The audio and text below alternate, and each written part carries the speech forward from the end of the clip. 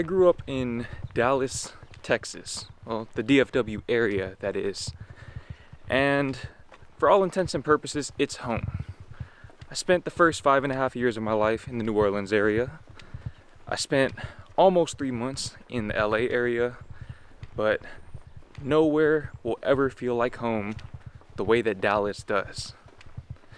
That being said, if given the opportunity, I would not go back to Dallas. Maybe to visit, but if I had the choice in a vacuum of where I would rather live between the Netherlands, at least the city that I live in right now, and the city that I spent the majority of my childhood in and my adolescence in, I would choose the Netherlands 10 times out of 10.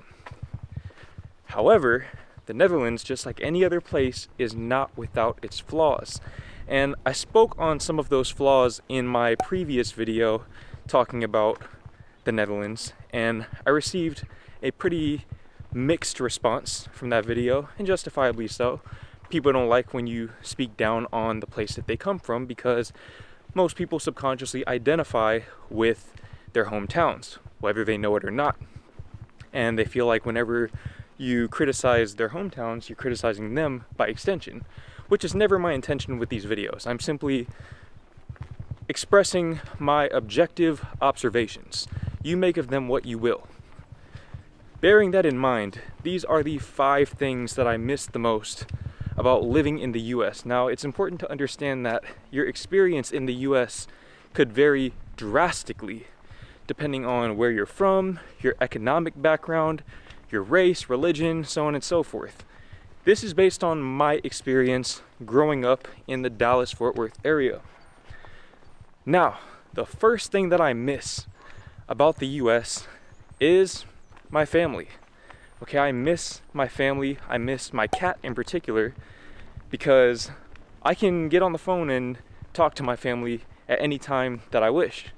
I can't get on the phone and talk to my cat because she doesn't have a phone. I try not to think about it. I try not to let it get me down, but that is definitely something that I miss about being in the US, is just having access to her, having access to my family in person, because of course, like I said, I can always reach out to them, but at the same time, we live on 2 different time zones, 2 different continents, and it can be very difficult to find the proper time to speak.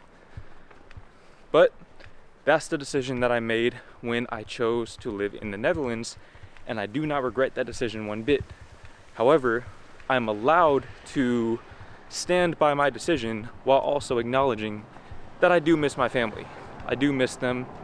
I'm an independent person. Okay, I did move to LA to live in my car, well away from them, but I miss them. And I'm definitely relishing in the idea that I will get to see them again in the future. Now, I understand that for a lot of people, really for just about anyone who has a family somewhere else, this is something they're going to face. The inevitable realization that they no longer have direct access to communication with their loved ones, or at least their immediate loved ones. Fortunately, I'm in a position where I have a support system. I didn't move out here on my own. I'm living with my girlfriend and her family. But I realize that a lot of people do not have that privilege. And if you're in that position, I have a solution for you. That brings me to BetterHelp, the sponsor of today's video. BetterHelp's mission is to make therapy more affordable and more accessible. And this is an important mission because finding a therapist can be really hard, especially when you're limited to the options in your area. BetterHelp is a platform that makes finding a therapist easier because it's online, it's remote, and by filling out just a few questions, BetterHelp can match you with a professional therapist in as little as a few days. It's easy to sign up and get matched with a therapist. There's a link in my description. It's betterhelp.com/Jordan Green. Clicking that link helps support this channel, but it also gets you 10% off your first month of BetterHelp so that you can connect with a therapist and see if it helps you. And because finding a therapist is a little like dating, if you don't really fit with that therapist, which is a common thing with therapy, you can easily switch to a different therapist for no additional cost without stressing about insurance, who's in your network, or anything like that. So if you're struggling, consider online therapy with BetterHelp. Click the link in the description or visit betterhelp.com/JordanGreen. Now, the next thing that I miss about the US, and this is going to come as a surprise, and it will be very, very, very controversial, and rightfully so, and that is car culture. Car culture. Now, before I get a bunch of hate comments and dislikes about people saying, oh, we don't need car culture in the Netherlands, and the Netherlands is fine the way it is with its transportation infrastructure, I agree. I wholeheartedly agree. I do believe that the transportation infrastructure in particular here is substantially better than anything I've ever seen in the US and anything anyone else has ever seen in the US, because quite frankly, the US's transportation infrastructure, when compared to not just the Netherlands, but at least Spain and Switzerland, those are the two other reference points I have, it's really not that good. Okay, the roads, traffic lights, the way that the roads are structured, the drivers are all generally inferior to the experience that you have here in the Netherlands. I'm aware of that. When I say car culture, I'm not speaking to the car-centric mentality and the lack of transportation options that you have in the US. That is not what I'm talking about. When I say car culture, I'm referring to the emotional experience of being a car enthusiast. Now, I think it hurts a little bit more because the roads here are so nice and there's so much less traffic here than, at the very least, LA. Okay, you think that Amsterdam or Rotterdam or any of these places has traffic, you have no idea. Okay, unless you've been to LA and driven on the 405 at rush hour, you don't know what traffic is. And this is not something that I'm even bragging about. I don't know what that guy over there has going on. But anyways, the traffic here is much better managed and organized because people have alternatives. So people that don't want to drive don't. However, okay, now that we've taken that into consideration, let me get across the street so I don't get hit. That'd be very ironic to get hit by a car while talking about car culture. But you see that Mercedes just drove behind me. That's pretty much the nicest car you're gonna see here, right? You see different variations of German cars. Obviously a lot of that going on here because we're so close to Germany. But you don't really get the experience of being a car enthusiast and hearing people rev their engines in the tunnels and seeing heavily modified cars, be it a Honda Civic or a Lamborghini Urus or whatever else, anything else in between. You don't see low riders here. You don't see car culture in that sort of way. You don't get the emotional experience of car enthusiasm in the way that you do in parts of the US. Now, of course, there are parts of the US that are more similar to the Netherlands. It's more practical, but I don't necessarily think that, at least I don't get the sense that here it's because of a lack of money. I think it's a lack of interest, and I definitely suspect that it has something to do with the laws here. I think that the laws are a lot more restrictive on cars in general here. Obviously you have the road tax, but any car enthusiast will pay a road tax to have their car the way that they want it, or to have a car in general. But when I say the laws, obviously they're much more stringent about traffic laws in general here. Speeding, for example, for anyone who doesn't know, anyone from the US who's never been to the Netherlands, they have these radars which literally detect how fast you get from one radar to the next, and that's how they track your speed. Literally the craziest thing ever, and it ensures that you will never ever get away with speeding unless there is something that I'm missing there. And I definitely don't see people out here speeding a lot either. But aside from that, I think there are, and correct me if I'm wrong, but it seems like there are a lot of laws about maybe the modifications on your car. You may not be able to install certain types of modifications, certain exhaust setups and things like that.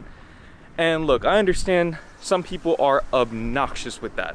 Okay, some people go way overboard and they rev their engines at 3 a.m., wake everybody in the neighborhood up for absolutely no reason. Those people are annoying. Okay, I wholeheartedly agree. However, I am a car enthusiast through and through. And I cannot shake that part of myself. No matter how hard I try, I always come back to cars. I lived in a car for almost 3 months. Okay, so if that doesn't tell you how much I enjoy cars. Let me go ahead and turn around. If that doesn't tell you how much I enjoy cars, I don't know what will. And like I said, the roads out here are so nice.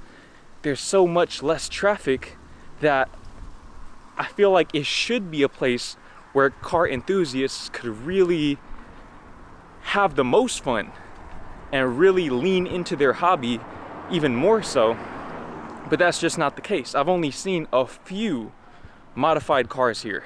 And I'm not talking about supercars or sports cars. I actually haven't seen really any super high-end cars. The nicest car I've seen since I got here was probably a Porsche Panamera. There's somebody in the neighborhood that I live in that has a Porsche Panamera. But other than that, I haven't seen any Lamborghinis, I haven't seen any Ferraris. And that's not to say this is a daily occurrence in Dallas, but you definitely see it, especially if you know where to go. If you go to Legacy West, you're gonna see pretty much a lineup of supercars every single day. You'll see everything from McLarens, Lamborghinis, Ferraris, you'll see Rolls Royces, Bentleys, everything else in between. Okay, if you pull up to Legacy West with a BMW 3 Series like I had, you're pretty much invisible. And this isn't about ego or status or anything. This is simply about appreciating beautiful machines. And I feel like that is something that I am sorely missing being here in the Netherlands. Maybe Amsterdam and Rotterdam and the bigger cities are different. If they are, please let me know in the comments. But as far as I've seen, people are not driving those types of cars, okay? People here are driving stuff like this. All right, you see the cars behind me. They're driving cars I've never seen or heard of before, and they are purely for practical purposes. They're appliances. Now, the next thing that I miss about being in the US is having access to Walmart and Target. Now, here's the thing. I got a lot of flack for talking about the lack of selection in stores here in my last video about the Netherlands. I stand by everything I said. If you've ever experienced a place like Walmart where you can literally walk in the store, get anything you want, anything from tires to makeup to electronics to books to groceries to anything else in between, right? There's literally anything you could ever want. You can find it at Walmart, and to a slightly lesser extent, Target. If you've never experienced that, then you don't know what you're missing. And it's hard to miss something if you've never had it before. Well, I've had it and I miss it. Okay, I miss not even so much the shopping experience. I don't think the experience of being in the store is superior in Walmart or Target compared to, say, Jumbo or Albert Heijn or somewhere like that. But it's more so the assurance. Knowing when I leave the house that the thing that I want is going to be at one of those two stores. Here, there's always a sense of uncertainty, unless it's something I've already purchased. There's always a sense of uncertainty surrounding the availability of whatever it is I want. And if it's not at one of those stores that I mentioned, Jumbo, Albert Heijn, maybe Action, somewhere like that, then I'm pretty much SOL. Okay, I'm shit out of luck. I can't find it. It's not there. And at that point, you pretty much have to rely on the online shopping and delivery, which I spoke on in the other video. I'm not gonna go any further on that. I made my point and I stand by what I said. Having that sense of certainty that whatever it is that you want, you will find it. The convenience factor of that. Okay, for people who say so much about quality of life, work-life balance, things like that, maybe for you, grocery shopping isn't work. Maybe for you, that's what you would rather do in your leisure time. For me personally, that's not leisure. I don't consider grocery shopping to be a leisurely activity, and I never will. I've done it enough to know it will never be fun to me. It will never be fun. I would always rather do something else than to go grocery shopping or to go run errands. So having the convenience and being able to get your time back, to me, that is work-life balance. That is quality of life. Of course, the Netherlands outweighs the US in other, maybe higher leverage areas, but in that area, in my opinion, it loses. It loses. And in addition to that, on the topic of stores, the next thing that I miss about the US is the store opening hours. Listen, I can't speak enough on this, but I will continue to speak on it. The store opening hours here kind of just don't make sense, right? There is nothing you can tell me to justify H&M closing at 5 p.m. on a Saturday. There's nothing you can say that will justify that. Nothing at all. Again, people use the work-life balance thing as an excuse, but that doesn't make sense, because just because you have more operating hours doesn't mean that the current employees will work more. It simply means that you hire new employees to fill those shifts. And if the store isn't very busy during those times, if there's little to no foot traffic, then you staff maybe 2 or 3 people and you leave it at that. But to me, it just doesn't make sense to close at 5 p.m. And the same goes for the grocery stores, right? Jumbo, Albert Heijn. Well, Albert Heijn is actually the exception. Albert Heijn, at least the one near where we are, closes at 10 p.m. every day. They get it. They get it, because every time we go there, it's packed. And yesterday we went there at, I think, 9 o'clock, after Jumbo was closed, after the other grocery stores were closed. And guess what? There were a lot of people in there, right? So don't tell me about how there's a lack of demand for people to go to a certain store at that time, because I saw it firsthand. I saw it for myself that people do go shopping at that time. It's simply that other people are not filling in these gaps in the market. Again, I don't know why this is. Nevertheless, that's just what it is. And again, none of this is me saying that I don't like the Netherlands. These are the few things that I don't like, and I'm going to be vocal about them. And if that offends you, this is not the channel for you. Okay, if you can't handle nuance, if you can't handle a little bit of constructive criticism, then this isn't the channel for you. Because over here, we're about improving ourselves and, by extension, our environments and ultimately the world, making the world a better place by first improving ourselves. If that's something that doesn't align with you, then you can go ahead and click off the video, unsubscribe, whatever. But for those of us who are on that sort of mission, for those of us who are focused on doing that, these are important conversations to have. That being said, the conversation is not over. The conversation is not over whatsoever, because the next thing that I miss about the US, the next thing that I think the US has over the Netherlands, especially the area that I'm from, and this right here is going to be the most controversial one: African American culture. Now, before I get an influx of comments, oh, Jordan, rap culture, we don't need that. Listen, okay, when I say African American culture, what I'm speaking on is the convenience and the access to certain things that I'm accustomed to having direct access to. For example, okay, you can see my hair is pretty long. Okay, if I pull my hair out like this, you see my hair is very long. I don't really feel like dealing with my hair anymore. I also don't want to cut it. The natural solution, braids. I want to braid my hair so I don't have to maintain it, don't have to keep washing it using the spray bottle anymore. I can just wake up and start my day. I haven't been able to find a braiding place. Okay, the only braiding places I've found are at least a 30-minute bus ride from me. 30-minute bus ride each way to get my hair braided. I'm accustomed to being able to find a braiding shop, not on every corner, but within a 10-minute time span, a 10-minute distance from me. That is not the case here. Okay, I am struggling to find a place that will braid my hair.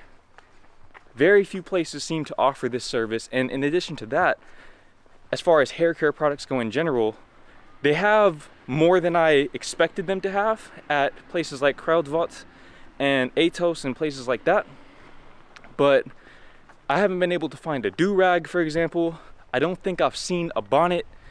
And these are things that to you might not even know what these are. Right? I remember when my girlfriend's brother saw me wearing my bonnet for the first time, he was hysterical laughter, because he'd never seen that before. Meanwhile, in the US, as you know, well, if you've been there and if you've spent any sort of extensive time there, people will go out in public with their bonnets on. Bonnet slides, all of that. But not being able to find a place to get my hair braided, you can tell I'm worked up, I'm frustrated about that. And I'm sure I'll figure it out at some point. I might just have to go to one of the bigger cities. I might just have to go ahead and take that bus ride. If that's what it comes down to, then I'll do it. But for now, all I can do is sit here and rant about it. All right, because something so simple, something that should be a very, very seamless task, has suddenly become a major chore that is taking away from, you guessed it, my quality of life.